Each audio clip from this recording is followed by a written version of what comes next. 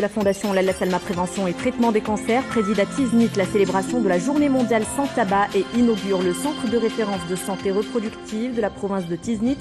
pour la détection précoce des cancers du sein et du col utérin.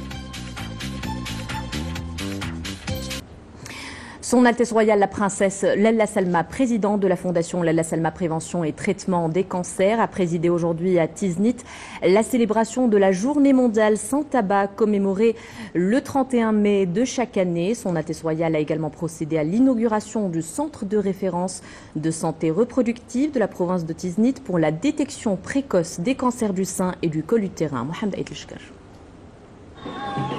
Au lycée Al-Masir Al-Khadra à Tiznit, où son Altesse Royale la Princesse Lalla Salma a présidé la célébration de la Journée mondiale sans tabac 2016,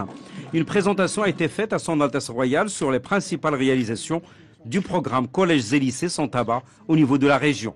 Son Altesse Royale la Princesse a par la suite visité des stands dans lesquels les élèves des clubs de santé anti-tabac de la province ont exposé leurs principales réalisations sur le thème de la lutte contre le tabagisme, avant de visiter le club de santé anti-tabac du lycée. Et à cette occasion, son Altesse Royale la Princesse Lalla Salma, présidente de la Fondation Lalla Salma Prévention et Traitement des cancers,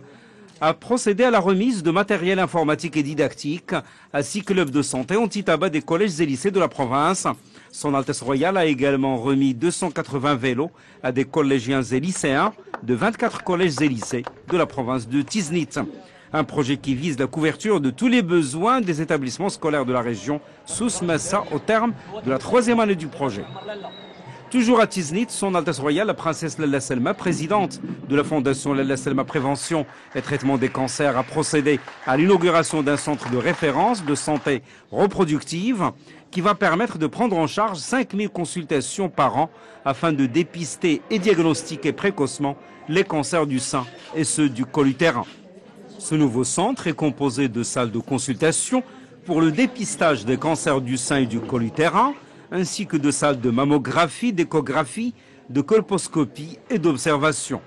Le programme de détection précoce des cancers du sein et du col utérin dans la province de Tiznit cible une population de plus de 21 500 femmes âgées entre 45 et 69 ans pour le dépistage du cancer du sein et plus de 29 000 femmes âgées entre 30 et 49 ans pour le dépistage du cancer du col de l'utérus.